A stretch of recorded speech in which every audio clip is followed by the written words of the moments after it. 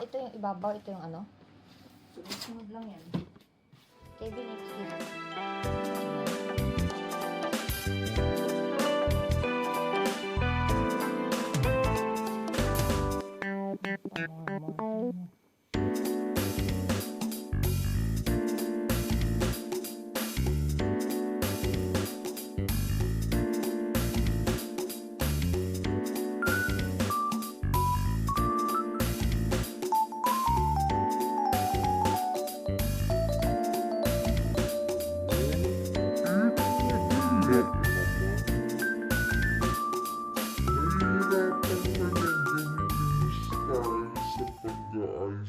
Pagka nasa ilalim ang hawak mo.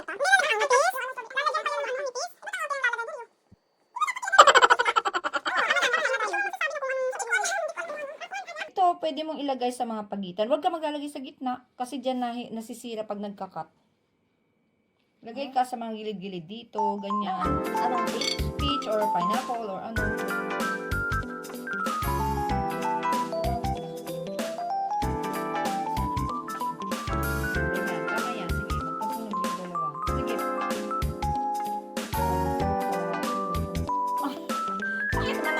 Yan masyado. Dapat mo naman.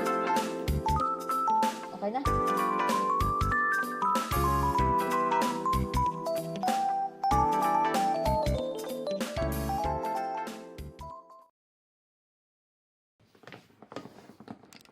Tama na yung ganyang kakapal?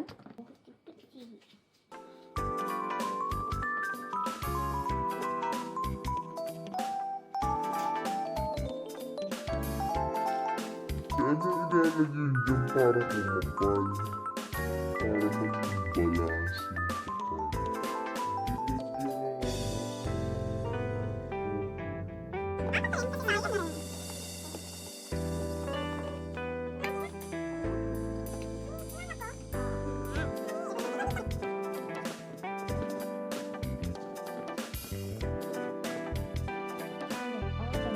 Siya, hindi yan ganyan, di ba? Oo nga pala, oo nga pala.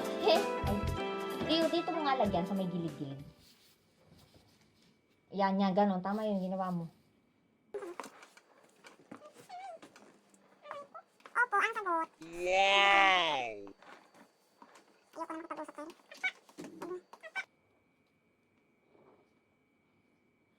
Ganyan. Ay, ito, magtutulog.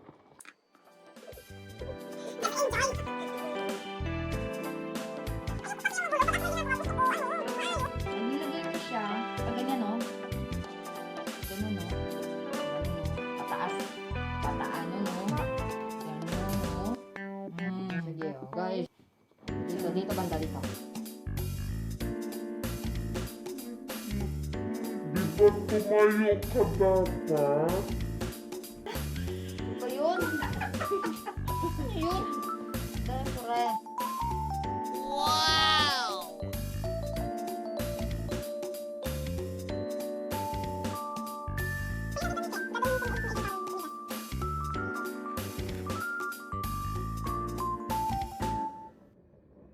Ay, kinuha niyo yung IC.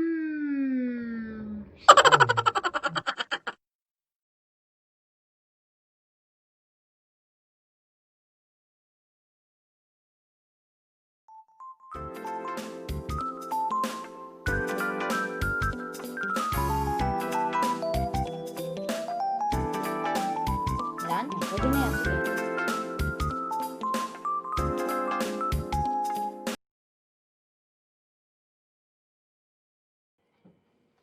Pero, sandali. Bakit? Utas. Tingnan mo, yung wala ituloy. Ayoko na.